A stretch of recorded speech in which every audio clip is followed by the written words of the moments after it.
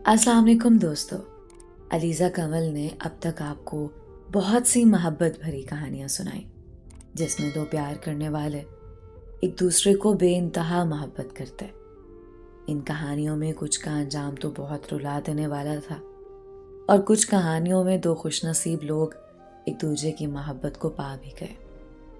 लेकिन पा लेना ही ज़रूरी नहीं होता, दिलों में बसे रहना भी मोहब्बत कहलाता है। आज की कहानी भी एक ऐसी ही नादान और मासूमाना मोहब्बत की है, जिसमें दो मासूम से दिल एक दूसरे से बेहद पाक मोहब्बत कर बैठे। आपने पाक मोहब्बत का नाम तो ज़रूर सुना होगा, मगर नादान मासूम दिलों में बसी पाक मोहब्बत की एक खूबसूरत सी कहानी आज मैं आपको सुनाने लगी हूँ। ये कहानी खावर और अक्सा की है। खावर बताते हैं कि मैं एक शहर में रहने वाला लड़का था और अक्सर अपनी छुट्टियां गुजारने अपनी फूफो के पास गांव जाता। जब मैं मैट्रिक के इम्तिहानात से फारिग हुआ तो छुट्टियां गुजारने गांव गया। मेरी फूफो के घर ही मेरी कज़न और उसकी बेटी रहती थी। उसकी बेटी का नाम अक्सा था। मेरी फूफो अक्सा की नानी अम्मा लगती थी रिश्ते में। मैं जब वहां गया तो मैंने अक्सा को देखा, जो मुझसे तकरीबन 4 साल छोटी थी। वो इंतहाई भोली सी सूरत वाली खूबसूरत और नफीस लड़की थी। उसकी मुस्कुराहट बहुत हसीन थी। अक्सर मेरा हर काम करती थी, मुझे खाना देती, पानी पिलाती, कभी कभी कपड़े धोकर देती, मेरे कपड़े इस्त्री करके देती। जब भी खाना लगता वो आकर मुझे खाना पेश करती। अब हम शहर के लड़कों को तो इस खिदमत की आदत नहीं थी, क्योंकि मेरे सारे काम तो मेरी अम्मी करती थी और ना मैंने पहले शहर में कभी किसी लड़की को ऐसे काम करता देखा था। हम नए नए जवान होते लड़कों को कोई इतनी अहमियत नहीं देता था और मैंने पहली बार अक्सर को ये सब करते देखा, क्योंकि आज तक मेरी अम्मी के अलावा किसी औरत या लड़की ने मेरे काम नहीं किए थे। ये शायद गांव का दस्तूर था कि वहां की छोटी सी लड़कियां भी अपने घर आए मेहमानों की बहुत इज्जत करती और उन्हें खाना खुद पेश करती। अक्सा को ये सब करता देखकर मुझे बहुत अच्छा लगता था और मैं दिल में खुश होता कि यार कितनी अच्छी लड़की है, एकदम परफेक्ट पैकेज है। यानी जो खूबियां एक शौहर और सास को चाहिए होती हैं, सुघड़ होने वाली, वो सब उसमें थी। अब मैं दिल ही दिल में उसके बारे में सोचने लगा। वो मुझे वाइफ मटेरियल के तौर पर लगने लगी। अब उस जमाने में मैं उसको अपनी वाइफ सोचने लगा कि ये तो मेरी परफेक्ट बेबी बन सकती है। लेकिन फिर कुछ दिन बाद मैंने अपने ख्याल को झटका और सोचा कि खावर, वो तो तुमसे छोटी है, ऐसा मत सोचो उसके बारे में। हमारी बात भी नहीं होती थी एक दूसरे से, हालांकि पूरा दिन एक दूसरे के साथ होते थे, लेकिन फिर भी बात तक नहीं कर सकते थे। वो भी मुझसे बात ना करती, बस जब खाना देना हो या खाने का पूछना हो तो बस मेरे साथ बात कर लेती। वो ज़्यादातर अपनी नानी अम्मा यानी मेरी फूफो के पास ही रहती थी। मैंने उसे एक दिन बोला, अक्सा, अब मेरी छुट्टियां ख़त्म होने वाली हैं, क्या तुम फूफो के फ़ोन से मेरे साथ कभी कभी बात कर लिया करोगी? उसने हंस के हाँ में सर हिलाया और मैं खुशी खुशी घर जाने की तैयारी करने लगा। छुट्टियां गुजार कर मैं अपने घर वापस आ गया। घर आते ही मैंने उसे मैसेज किया और फिर बहुत लेट शाम को उसका रिप्लाई आया। हमने सलाम दुआ की और एक दूसरे का हाल चाल पूछने लगे। अच्छा, मैसेज पर भी हम एक दूसरे से स्ट्रेट नहीं हो गए और ना ही कोई ज़्यादा बात करने लगे। बस हफ्ते में कोई एक बार बात हो जाती या फिर शायद महीनों में। क्योंकि उसके पास फूफो का फ़ोन था तो हम दोनों में एक कोड वर्ड था, डबल क्वेश्चन मार्क। जब भी हम बात करना शुरू करते तो पहले एक दूसरे को डबल क्वेश्चन मार्क भेजते। बस फिर थोड़ी बहुत बात होती। फिर कुछ वक्त बाद गांव में मेरा दोबारा चक्कर लगा। अब वहां जाकर फिर वही हालत हुई। हम एक दूसरे को देख लेते मगर बात ना कर सकते। पता नहीं ऐसा क्या था। मैसेज पर हम ऐसे बात करते जैसे बहुत पहले से एक दूसरे को जानते हो, لیکن آمنے سامنے ہم دونوں کی جرت نہ ہوتی۔ میں نے ہر لڑکی سے بات کی تھی، ہر لڑکی سے میں نے ہنسی مذاق کیا، لیکن نہ جانے اقصیٰ میں ایسا کیا تھا کہ میں اس کے سامنے اسے کوئی بات تک نہ کر سکتا۔ اب پھر سے وہی روٹین شروع ہو گئی۔ وہ میرے کام کرتی رہتی، اس کی نانی اماں بوڑھی تھیں تو وہ ان کے ساتھ زیادہ وقت گزارتی، انہی کے گھر سے اسکول کے لیے تیار ہوتی۔ وہ ہر روز ہم دونوں کے لیے روٹی بنا کر پھر اسکول جاتے اور میں پورا دن اس کا انتظار کرتا رہتا۔ ہم گھر میں 3 لوگ ہوتے تھے، اس کے بغیر وقت کیسے گزرتا یہ صرف میں جانتا ہوں۔ پھر وہ شام کو گھر آتی اور ہمیں کھانا دیتی۔ ایک بہت خوبصورت وقت گزرا ہے وہ۔ سردیاں ہوتی تھیں اور ہم تینوں رات کو اکٹھے آگ کے پاس بیٹھے ہوتے تھے۔ وہ گرم گرم روٹی بناتی جاتی اور ہم کھاتے جاتے۔ وہاں بیٹھ کر بہت لطف اندوز ہوتے۔ پھوپھو باتیں کرتی اور ہم زور سے ہنستے، اور پھر پھوپھو ہم دونوں کو بہت پیار دیتی۔ رات کے وقت وہ ٹی وی پر PTV چینل پر ایک سیریل دیکھتی اور میں بس اس کو دیکھتا رہتا۔ پتہ نہیں لڑکیوں میں ایسی کون سی چھٹی حص ہوتی ہے، ان کو سب محسوس ہو جاتا ہے کہ کوئی ان کو پیار کی نظروں سے دیکھ رہا ہے، اور وہ ان نظروں کا مطلب خوب جان جاتی ہیں۔ وہ بھی میری نظریں محسوس کر رہی تھی مگر کوئی ریئیکشن نہ دیتی۔ میری نظریں صرف اس کو دیکھنا چاہتی تھیں۔ وہ ہلکا سا مسکراتی رہتی اور محسوس کراتی رہتی کہ وہ سب جانتی ہے۔ بڑی ہی پاک محبت تھی۔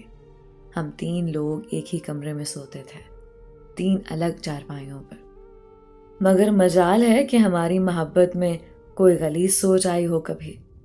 بہت ہی نادان، معصومانہ اور کمال کی پاک محبت تھی، یہ جانتے ہوئے بھی کہ ہم ایک دوسرے کو چاہتے ہیں، کبھی ایک دوسرے کے قریب نہیں گئے۔ اب ہم بڑے ہو رہے تھے، وہ بھی میٹرک میں آ چکی تھی۔ ایک دن ہم دونوں کی آمنے سامنے بات ہوئی، اور بات بھی کیا، بس اس نے کہا میری کچھ پریکٹیکلز کی بکس ہیں، کیا آپ مجھے وہ بنا دیں گے؟ یہ اس لڑکی نے پہلی بار بات کی تھی مجھ سے، ورنہ تو آمنے سامنے ہم سے کچھ نہیں بولا جاتا تھا۔ میں نے فوراً سے کہا ہاں ہاں کیوں نہیں، 2 بنا دوں۔ بس پھر میں نے اس کی فزکس اور کیمسٹری کی بکس لیں اور سارا دن اچھی ڈرائنگز بنانے میں لگا رہا۔ میں وہ لڑکا تھا جس نے کبھی اپنی بک نہیں بنائی تھی، ہمیشہ بازار سے خرید لیتا، لیکن اس کے لیے پورے شوق اور ایمانداری سے وہ بکس بنائی۔ شام کو وہ گھر آئی اور میں نے اسے بکس دکھائی اور پوچھا بتاؤ کیسی لگی؟ تو کہتی ہاں بس ٹھیک ہیں۔ لو، میں نے اتنی محنت کی تھی اور وہ کہتی کہ بس ٹھیک ہیں۔ پھر ایک دن ایسا ہوا کہ وہ اسکول جانے کی تیاری کر رہی تھی، اور جب وہ اسکول جاتی تو آنکھوں میں کاجل لگاتی، اور کاجل لگانے سے کیا حسین اس کی آنکھیں لگتی، اور جب وہ نقاب لگاتی باہر جانے کے لیے، وہ لڑکی قاتل نگاہوں والی تھی، بہت ہی حسین لڑکی۔ اس جیسی لڑکی میں نے آج تک نہیں دیکھی۔ بس پھر ایک دن جب وہ اسکول کی تیاری میں مصروف تھی تو میں اس کے پاس گیا اور بولا اقصیٰ آج اسکول مت جاؤ پلیز۔ وہ بولی کیوں؟ میں نے کہا میں سارا دن اکیلا ہوتا ہوں گھر پر، آج کے دن رک جاؤ، مت جاؤ۔ وہ کہنے لگی لیکن جانا ضروری ہے خاور۔ میں نے بولا کوئی ایگزامز تھوڑی ہو رہے تمہارے؟ وہ بولی ہاں نہیں ہو رہے، لیکن کلاس تو اٹینڈ کرنی ہے اور یہ بھی ضروری ہے۔ بس پھر میں نے مزید کچھ نہ کہا اور دوسرے کمرے میں جا کر بیٹھ گیا۔ شاید وہ میری آرزو جان گئی، اور تھوڑی دیر بعد وہ اپنا یونیفارم چینج کیے گھر کے کپڑوں میں تھی۔ میں نے اسے پوچھا ہیں تم اسکول نہیں جا رہی؟ وہ مسکرا کر بولی نہیں، بس وہ میری طبیعت کچھ ٹھیک نہیں تھی، اس لیے چھٹی کرنی ہی پڑی۔ میں دل میں بہت خوش ہوا اور وہ مسکرا کر چلی گئی۔ بس پھر اس نے ناشتہ بنایا اور ہم سب نے ایک ساتھ کھایا، اور بس پورا دن ہم دونوں کسی نہ کسی کام میں لگے رہے۔ نہ اس نے کوئی بات کی اور نہ میں کوئی کر سکا۔ اگلے دن میں اپنے شہر واپس آ گیا اور پھر اسے میسج پر بات ہونے لگی۔ پتہ نہیں کیا ہو جاتا تھا ہم میسج پر ایسے بات کرتے جیسے بچھڑے کوئی پرانے دوست ہوں۔ لیکن اس بار میں نے شہر میں رشتہ داروں کی طرف سے بہت باتیں سنی۔ یہاں شہر میں بہت باتیں ہو رہی تھیں کہ خاور اور اقصیٰ کے بیچ کچھ چل رہا ہے۔ میں حیرت زدہ ہوا کہ یار، ہم دونوں میں اتنا پاکیزہ رشتہ ہے اور لوگوں کی کیا غلیظ سوچ ہے۔ خیر، یہ سب دیکھتے ہوئے میں نہیں چاہتا تھا کہ اقصیٰ کو کوئی بدنام کرے، جو اتنی پاک دامن لڑکی تھی۔ میں نے بالآخر امی کو بول دیا کہ امی، مجھے اقصیٰ سے شادی کرنی ہے، آپ اس کا میرے لیے رشتہ مانگ لیں۔ وہ ہنس پڑی اور کہتی، رکو میں تمہاری پھپھو سے بات کرتی ہوں۔ جب انہوں نے پھپھو سے بات کی تو پھپھو بہت ہنسی اور بہت خوش ہوئیں۔ شاید وہ بھی ہم دونوں کو اس نظر سے دیکھتی تھی کہ خاور اور اقصیٰ شادی کر لیں۔ انہوں نے کہا، اچھا رکو، میں اقصیٰ کی ماں سے بات کرتی۔ بس انہوں نے اپنی بیٹی سے بات کی اور پھر میری امی نے اقصیٰ کی امی کو کال کی اور پوری بات کی کہ ہم آپ کی بیٹی کا رشتہ چاہتے ہیں۔ اب وہ مجھ سے 4 سال چھوٹی تھی اور شاید وہ اتنی چھوٹی کا کرنا نہیں چاہتے تھے۔ اس وقت میری عمر 19 سال تھی۔ اس کے والدین شاید یہ سوچنے لگے کہ ابھی مناسب وقت نہیں ہے، لیکن ہم بھی تو صرف رشتہ ہی چاہ رہے تھے، ہم کون سا فوراً سے شادی مانگ رہے تھے۔ خیر، اس کے والدین خاموش ہو گئے اور کوئی جواب نہیں دیا۔ پھر دوبارہ میرا گاؤں جانا ہوا اور میری قسمت اتنی اچھی ہوتی تھی کہ ہر بار وہ مجھے وہیں ملتی۔ وہ بھی آئی ہوئی ہوتی تھی اپنی نانی کے پاس۔ پھر ایک دن پھپھو نے مجھے کہا، اقصیٰ کو اس کی خالہ کے گھر چھوڑ آؤ۔ میں اس کو لے کر نکل پڑا اور پورا راستہ سوچتا رہا کہ یار، اسے کیسے بات کروں اور بتاؤں کہ میں نے تمہارا رشتہ مانگا ہے۔ اور پھر فائنلی اس کی خالہ کا گھر آیا اور میں نے گھر کے قریب بول ہی دیا، اقصیٰ، کیا تم جانتی ہو، ہم نے تمہارا رشتہ مانگا ہے تمہارے والدین سے۔ وہ بولی، اچھا، مجھے تو نہیں پتا تھا۔ مجھے تو اتنا پتا ہے کہ میرے بڑے بھائی اور آپ کی چھوٹی بہن کا رشتہ مانگا گیا تھا۔ اس کا بھائی اور میری بہن کی بات چل رہی تھی۔ پھر میں نے اسے کہا، نہیں یار، میں نے بھی تمہارے لیے بولا ہے اور آفیشلی مانگا ہے رشتہ۔ وہ اچھا کہہ کر خالہ کے گھر چلی گئی۔ میں واپس گھر آیا۔ میں گاؤں جاتا ہی اس کی وجہ سے تھا۔ بس پھر گھر آ کر اس کے میسج کا انتظار کرنے لگا۔ کوئی 6 ماہ بعد اس کا میسج آتا اور میں اسی میسج کے انتظار میں رہتا۔ ایک رات دعا کرنے لگا بہت کہ کاش آج رات اس کا میسج آ جائے، اور واقعی میں آ گیا۔ اس رات پہلی بار 9 بجے سے 12 بجے تک اس نے میرے ساتھ بات کی، اور پھر میں کئی مہینوں تک بس وہی چیٹ پڑھتا رہتا۔ میں جب بھی اقصیٰ کو یاد کرتا کہ کاش اسے ابھی دیکھ سکوں۔